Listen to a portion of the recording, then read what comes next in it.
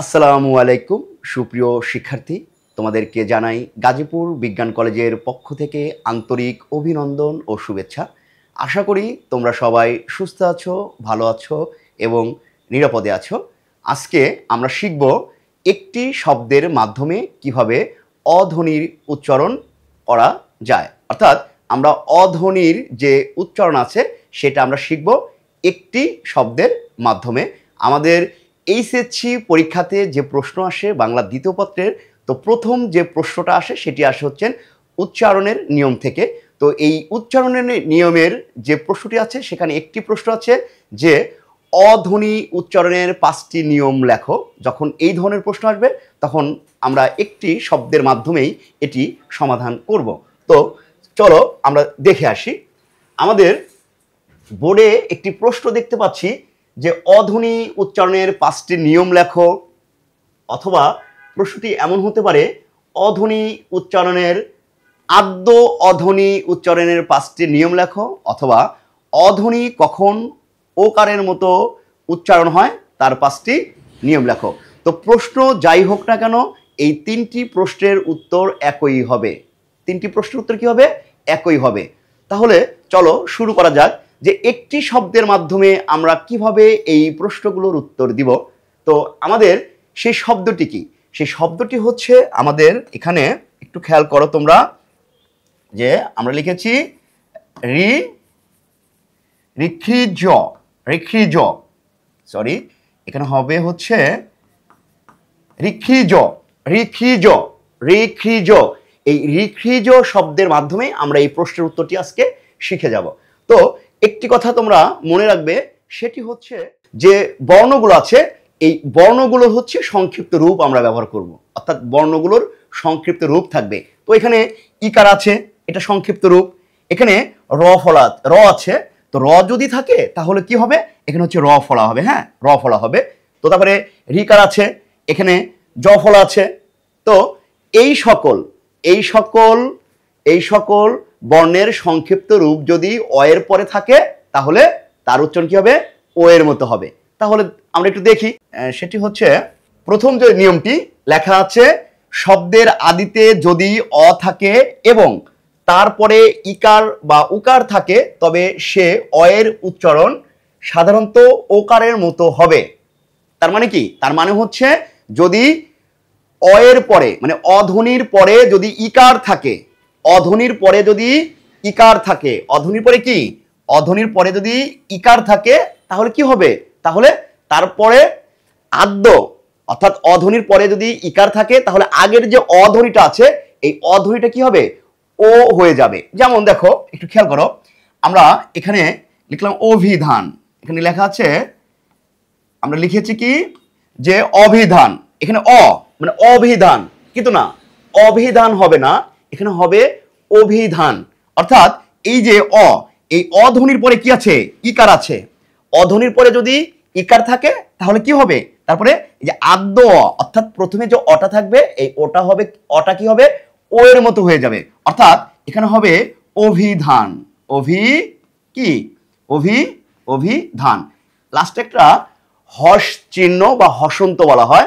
এটার ব্যবহারটা কিভাবে হয় একটু বলে দেই, যে শেষে যদি ওই বর্ণের সাথে যদি কোনো কার চিহ্ন অর্থাৎ কোনো কার চিহ্ন না থাকে তাহলে এখানে হসন্ত হবে। হ্যাঁ, আর আরেকটি বিষয় হচ্ছে মাঝেও এখানে হতে পারে যে আমরা এক নিঃশ্বাসে যতটুকু উচ্চারণ করব সেই জায়গাতে আমরা তো থেমে যাই, তাহলে সেখানে কি হবে? সেখানে হচ্ছে হসন্ত বা হস চিহ্ন হবে। তো শেষে আমাদের কি নেই? কোনো কার চিহ্ন নেই, সুতরাং এখানে আমাদের হস চিহ্নটা দিতে হবে। তার মানে হচ্ছে অভিধান। আমরা কি বলবো? অভিধান। এরপরে আমরা একটা দেখি, এখানে লেখা আছে যে অতি,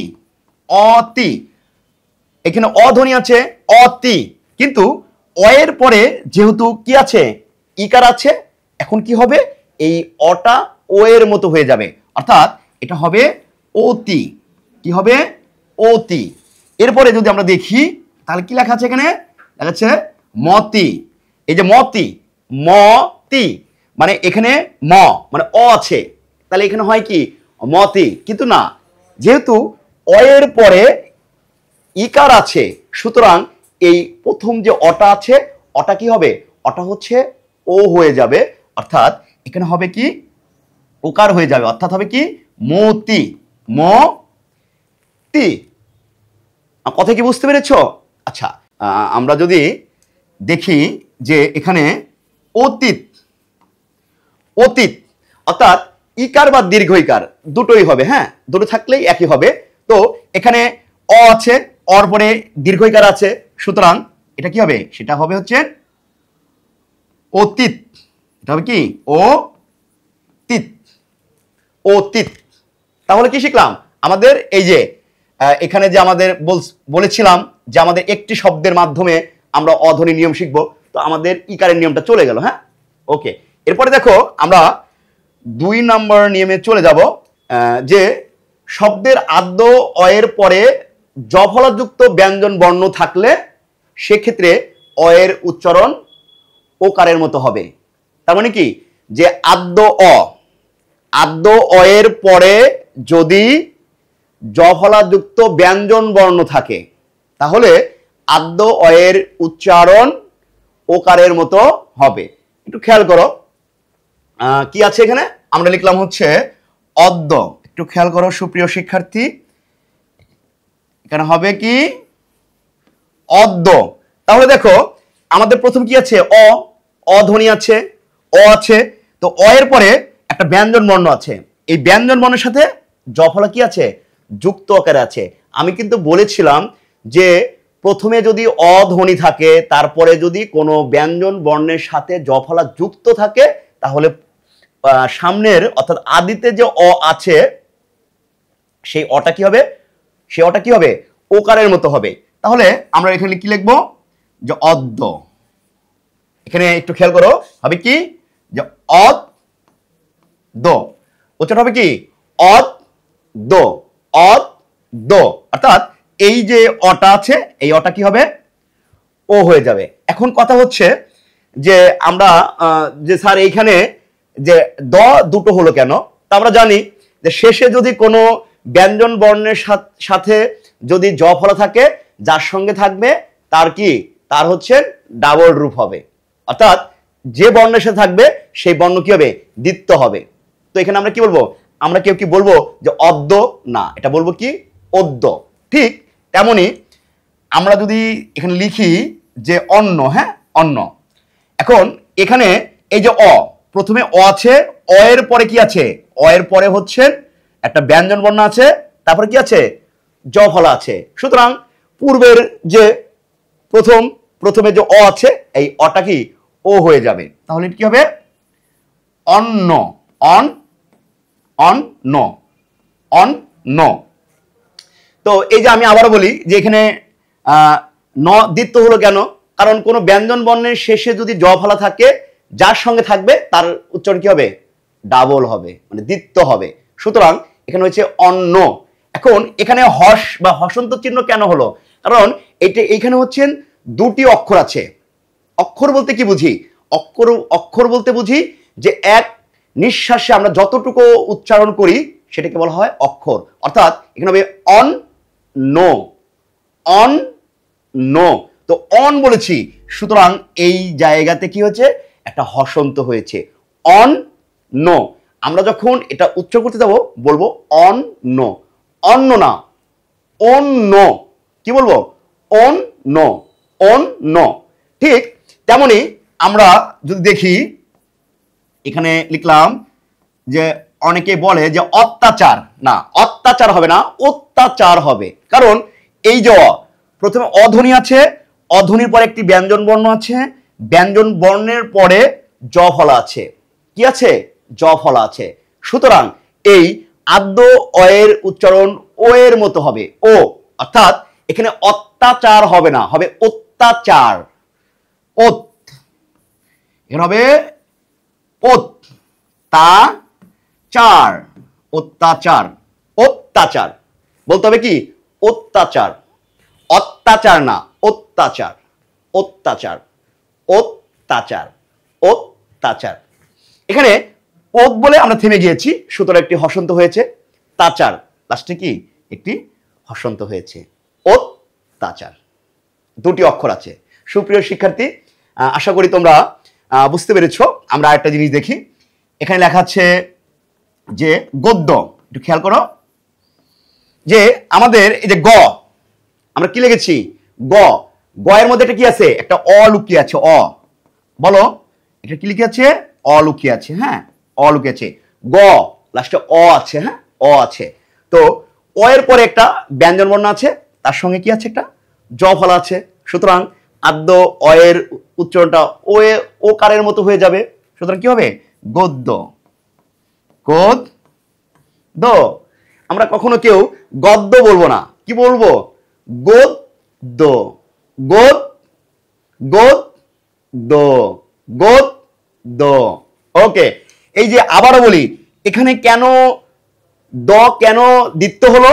কারণ যদি কোনো ব্যঞ্জন বর্ণের শেষে যদি জ ফলা থাকে, যার সঙ্গে থাকবে তার উচ্চারণ কি হবে? তার হচ্ছে তাই সেই বর্ণটা দ্বিত্ব হবে। সুতরাং দ এর সাথে আছে, তাই এখানে কি দ ডাবল হয়েছে। সুপ্রিয় শিক্ষার্থী, তোমরা অবশ্যই বুঝতে পেরেছো। তাহলে বলো তো এটা কি হবে? এটা কি হবে? যে আমরা লিখেছি পদ্ম, না, এটা হবে পদ্য। কারণ প এর মধ্যে একটা কি আছে? অ আছে, একটা অ লুকিয়ে আছে। কি লুকিয়ে আছে?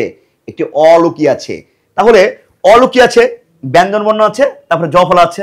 সুতরাং প্রথম যে অ আছে, অটা ও এর মতো হবে। সুতরাং এটা হবে পদ্য। পদ্য।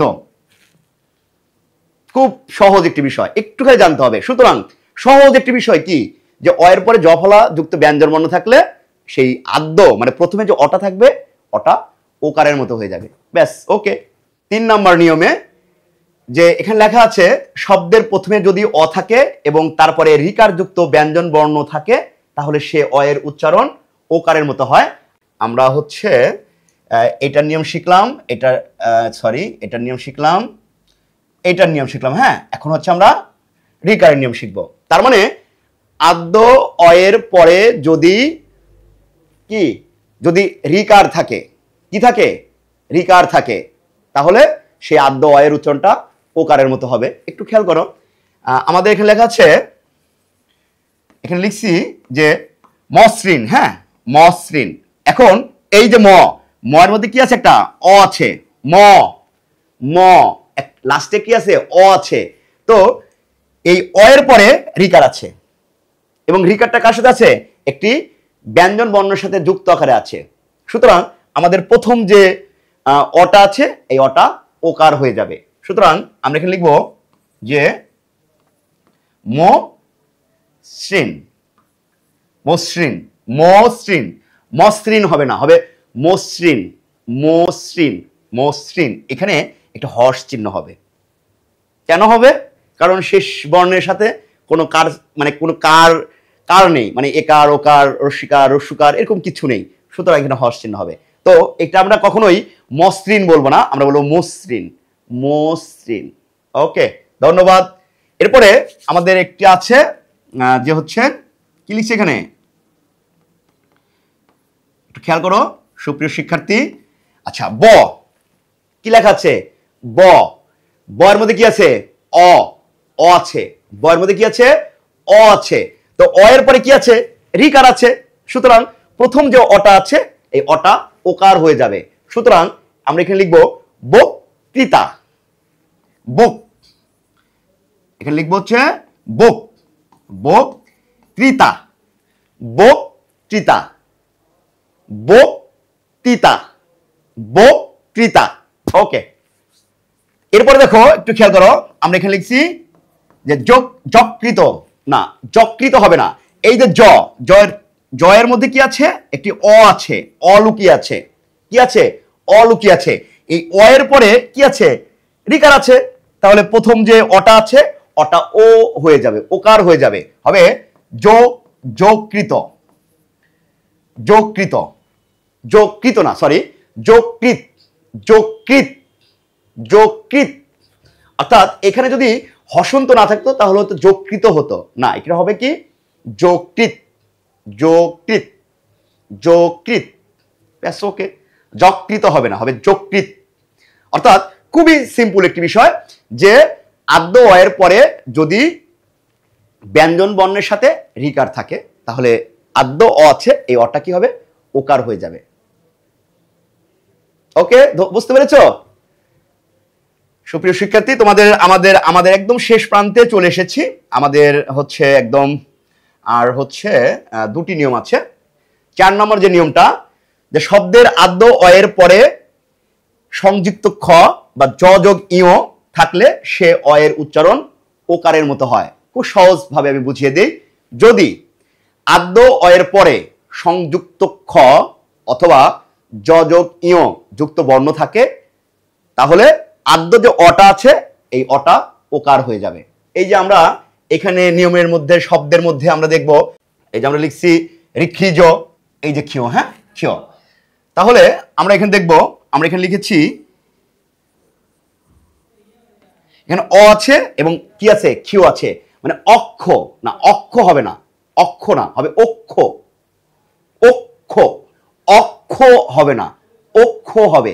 কারণ এই যে অয়ের পরে যদি ক্ষিয় থাকে, মানে সংযুক্ত খ থাকে, তাহলে পূর্বের যে অটা আছে এই অটা ও হয়ে যাবে। সুতরাং এটা হবে অক্ষ, ওক কি খ, অক্ষ। ঠিক তেমনি আমরা অনেকে বলি যে দক্ষ, দক্ষ বলি, দক্ষ না, এটা ভুল, সম্পূর্ণ ভুল। দক্ষ হবে না, এখানে হবে দক্ষ, দক্ষ কারিগর নয়, হবে দক্ষ কারিগর। আমরা বাংলাদেশে দক্ষ কারিগর চাই না, আমরা কি চাই? দক্ষ কারিগর চাই। তার মানে হচ্ছে এই যে দয়ের মধ্যে একটা কি লুকিয়ে আছে? অ লুকিয়ে আছে। এই দয়ের মধ্যে একটা অ আছে, অ, এই অ এর পরে কি আছে? সংযুক্ত খ আছে। সুতরাং পূর্বের যে অটা আছে এই অটা কি হবে? ও হয়ে যাবে। সুতরাং এখানে হবে কি? দক্ষ, কি দক্ষ, দক্ষ হবে না।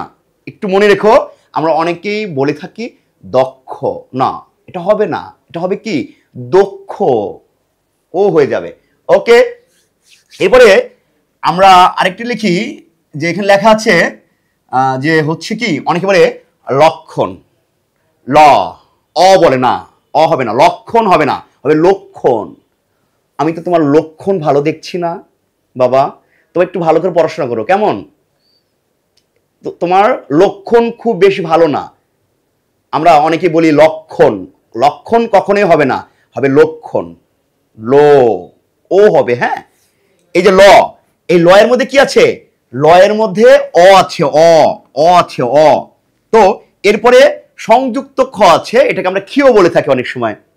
তে অ এর পরে যদি ক্ষিয় থাকে, তাহলে পূর্বে যে অটা আছে এই অটা কি হবে? ও হয়ে যাবে। সুতরাং এটা হবে লক্ষণ। এই যে লোক, লোক কি হবে? লোক, এই যে খন, লক্ষণ, লক্ষণ। যদি আমরা এটা উচ্চারণ করি তাহলে কি হবে? লক্ষণ। লক্ষণ কখনোই বলবো না, কি বলবো? লক্ষণ, লক্ষণ। আমাদের পরীক্ষার হলেও আমাদের এভাবে লিখতে হবে, আসবে নিচের শব্দগুলোর সঠিক উচ্চারণ লেখো বা প্রমিত উচ্চারণ লেখো, তখন আমাদেরকে কিন্তু এভাবে লিখতে হবে। আর এই হসন্তর যে বিষয়টা আছে, তোমরা যদি বুঝে না থাকো, আমি পরবর্তী কোনো একটা ক্লাসে শুধু হসন্ত নিয়ে আলোচনা করব, যে কখন হসন্ত হবে আর কখন হসন্ত হবে না। বুঝতে পেরেছো? ওকে, এবার দেখো আমরা এখানে একটু খেয়াল করো যে জ, আচ্ছা এখানে জ কি বললাম? জ। তো জ বললে কি আসে? এখানে অ আসে, শেষে কি আসে? অ আসে। তো অ এর পরে কি আছে? জ যোগীয় আছে। তাহলে কি হবে? পূর্বে যে অটা আছে অটা কি হবে? ও হয়ে যাবে। হ্যাঁ, তাহলে কি হবে? এখানে যোগ্য, কি হবে? যোগ্য। এটা যোগ্য, যজ্ঞ হবে না, হবে যোগ্য, যোগ্য, যোগ্য, যোগ্য, যজ্ঞ হবে না, যোগ্য। বুঝতে পেরেছ? তার মানে কি? তার মানে হচ্ছে যে অধ্বনির পরে যদি ক্ষিয় সংযুক্ত খ অথবা জ যোগ ইয় এই যুক্ত বর্ণ থাকে, তাহলে পূর্বে যে অটা আছে অটা কি হবে? অটা হচ্ছে ও হয়ে যাবে। ওকে, আশা করি তোমরা বুঝতে পেরেছো। আমাদের একদম সর্বশেষ যেটা, সেটা হচ্ছে 5 নম্বর নিয়ম। আচ্ছা, এখানে লেখা আছে শব্দের প্রথমে অযুক্ত রফলা থাকলে সেক্ষেত্রে আদ্য অয়ের উচ্চারণ ওকারের মতো হয়। অর্থাৎ যে আদ্য যে অ আছে এই অ এর সাথে যদি র ফলা থাকে, তার মানে এই যে আমরা বলছিলাম যে একটি শব্দের মাধ্যমে ঋখিজ ঋখিজ ঋখিজ, তো এইখানে এই যে রতে, হ্যাঁ একটু খেয়াল করো, এই যে র, এই রতে কি হবে, রতে র ফলা, রতে কি র ফলা। তো এটাই আমরা শিখবো এখন।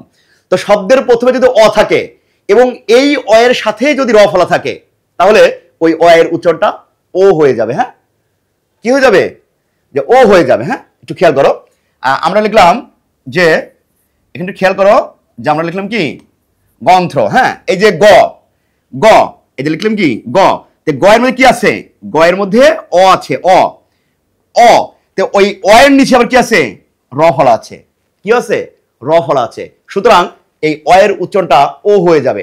সুতরাং এটা হবে গ্রন্থ। একটু খেয়াল করো কি হবে, যে গ্রন, গ্রন কি থ, মানে গ এই যে অ ছিল এটা কি হলো ও হয়ে গেল গ্র, মানে গ্রন্থ, গ্রন্থ। আমরা অনেক বলি গ্রন্থ, না গ্রন্থ, গ্রন্থ। ওকে, এরপর একটু খেয়াল করে দেখো, আমরা যদি আরেকটি জিনিস আমরা দেখি, আমরা এখানে লিখলাম হচ্ছে গ্রহ, এটা কি হবে সঠিক উত্তর হবে গ্রহ, গ্রহ, গহ হবে না, গহনা, গহনা, গ্রহ। অর্থাৎ এখানে গ, এই গ এর মধ্যে, এই গ এর মধ্যে কি আছে, অ আছে, গ, গ শেষে কি আছে অ, এই অ এর পরে, অ এর পরে কি আছে, অ এর সাথে, অ এর পরে না, মানে অ এর সাথেই আমাদের র ফলা আছে। সুতরাং এই অটা ও হয়ে যাবে, কি হবে তাহলে গ্রহ, এই যে হ, গ্রহ, গ্রহ, গ্রহ। তারপর আমরা দেখি, আমরা লিখলাম, আচ্ছা আমরা আর উদাহরণ দিব না, এটাই উদাহরণ দেই। তাহলে আমরা এই যে 5টা নিয়ম শিখলাম, কয়টা নিয়ম শিখলাম, 5টা নিয়ম শিখলাম। তার মানে হচ্ছে আমরা যদি এক কথায় বলি, এক কথায় যদি বলি তাহলে আমরা কি বলবো, ঋক্ষিজ, ঋক্ষিজ।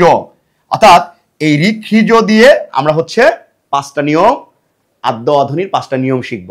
হ্যাঁ তাহলে আমরা বলি যে নিয়মটা বলি, যে শব্দের প্রথমে যদি অধ্বনি থাকে তারপরে ইকার থাকে তাহলে ইকারটা কি হবে, ও হয়ে যাবে।